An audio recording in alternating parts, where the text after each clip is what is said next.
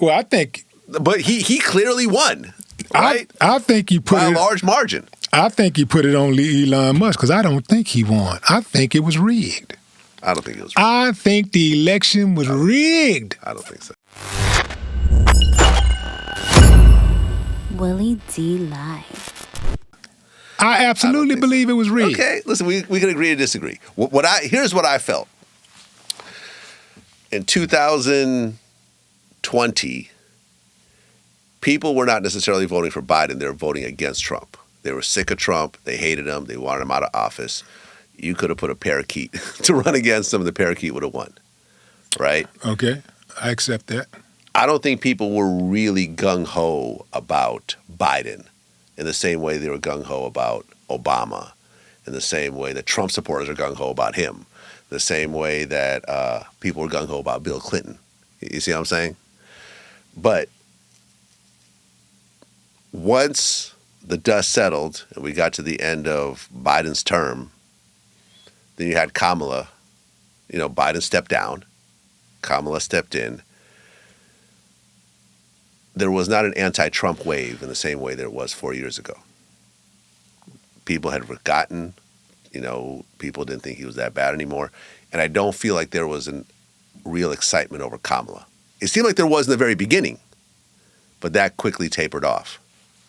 And I also felt like Kamala didn't really handle her campaign very well. I've been very vocal about the fact that she was turning down interviews left and right that could have really helped her, like a Joe Rogan. Mm-hmm. Trump was right there. J.D. Vance was right there. She said, I'll do a 1-hour interview at my location. And Joe turned it down. Yeah, but it was that was one of the big things. That was one of the big missing out on that Joe Rogan interview was huge, and that's one of those examples of where your ego gets in the way and pride comes before the fall. Yeah, no, listen. I remember when I talked to D.L. Hughley about this. His co-host after the interview was done. Yeah, shout out to D.L. Yeah, that's my man. Yeah, his co-host. I forgot her name, and I apologize for that. But she basically yelled at me after the interview. She was like, Kamala is a sitting vice president. She gets to decide how the interview is laid out. Joe Rogan doesn't get to decide the format and so forth. And I'm like, okay. And she decided. She don't get to decide no damn format. Ain't nobody ever came on my show and decided the format. But I'm saying, but you could make that stance. If I come in here and say, I'm going to give you 20 minutes, and then I leave, you have no power to stop me from leaving. True. But what I'm saying is, she made that stance, and he didn't bite. He didn't agree with her, and ultimately the interview never happened. And who did it hurt? Did it hurt Joe Rogan? Did it hurt Kamala? It hurt her the most. Right. So there was not excitement over Kamala. There was still an excitement with Trump supporters. Explain this. Ultimately, he won. Explain this. And let me just tell you, I looked it up. The last time there was a blowout of this proportion was when Obama beat McCain.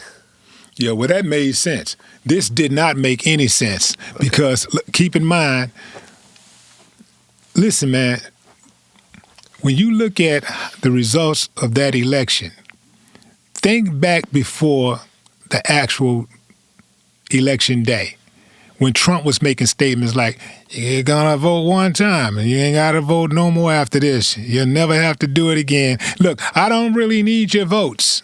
That's what he said. What politician in your lifetime have you ever heard utter the words, I don't need your votes? He actually said that. Right. I don't even need your votes. Because you know why? Because he knew he had Elon Musk. Okay. Listen. And that AI. Okay. We can agree and disagree. At the end of the day, we'll never know. What are you? Unless something comes out that exposes everything, we're never going to know. In the same way that Trump accused all these voting companies, all these voting machines of cheating for him, all that was struck down in every court. Well, that's a preemptive strike for Trump and the Republicans. That's what they do anyway. They like, look, I'm going to accuse you of something that I myself is going to be guilty of. And projection. And just in case it don't work out for me, this is what I'm going to blame on it. I'm going to blame that you guys did this and that to me and poor me, woe me, and now there's going to be problems. What president you know in the history who ever said, if you don't vote for me, things are going to get ugly? It's going to get real bad around here. It could be dangerous. I mean, some people may not like that. They might, I mean, come you on, probably man. go back to the Theodore Roosevelts and so forth back in the day. They were pretty reckless and so forth. But listen, Trump is the social media monster that was created, that ultimately was elected twice. And I didn't vote for him.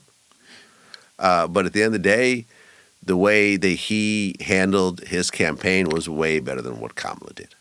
He hit up every podcast. He hit up a bunch of people that I think Kamala felt was beneath her.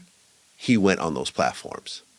And he didn't pull any punches. He let people talk to him as long as they wanted. There was nothing off limits.